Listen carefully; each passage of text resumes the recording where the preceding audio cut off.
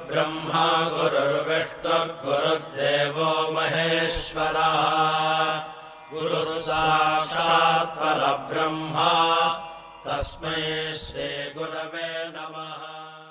ഓം ശ്രീ സായിരാം. ഭജന കഴിഞ്ഞു. പ്രസാദ വിതരണവേള. പ്രസാദം കിട്ടിയ ഭക്തന്മാർ അത് കഴിക്കാനും തുടങ്ങി. ആ സമയം ഒരു യുവതി തൻ്റെ പ്രസാദം മുഖത്ത് ഒരു യുവ സാധകൻ്റെ വായിൽ വെച്ചു കൊടുക്കാൻ തുടങ്ങി. ആ രംഗം കണ്ടുകൊണ്ടാണ് ഭഗവാൻ വന്നത്. കോപത്തോടെ പരുഷമായി ഭഗവാൻ പറഞ്ഞു, നീ ചെയ്തത് നമ്മുടെ ആചാരങ്ങൾക്ക് സംസ്കാരത്തിന് ചേർന്നതല്ല.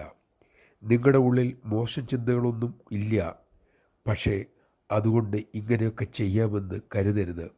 നമ്മുടെ സംസ്കാരത്തിന് യോജിക്കാത്തത് ഇനി ആവർത്തിച്ചാൽ ഇരുവരുടെയും സാധനയുടെ ഫലം ഞാൻ ശൂന്യമാക്കും.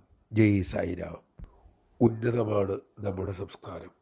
അത് ആചരണത്തിലൂടെ മാത്രമേ നിലനിർത്താനും സജീവമാക്കാനും സാധിക്കൂ. സമൂഹത്തിൽ ജീവിക്കുമ്പോൾ സാമൂഹ്യ നിയമങ്ങളെ, മൂല്യങ്ങളെ ആചരിക്കാൻ നാം ബാധ്യസ്ഥരാണ്.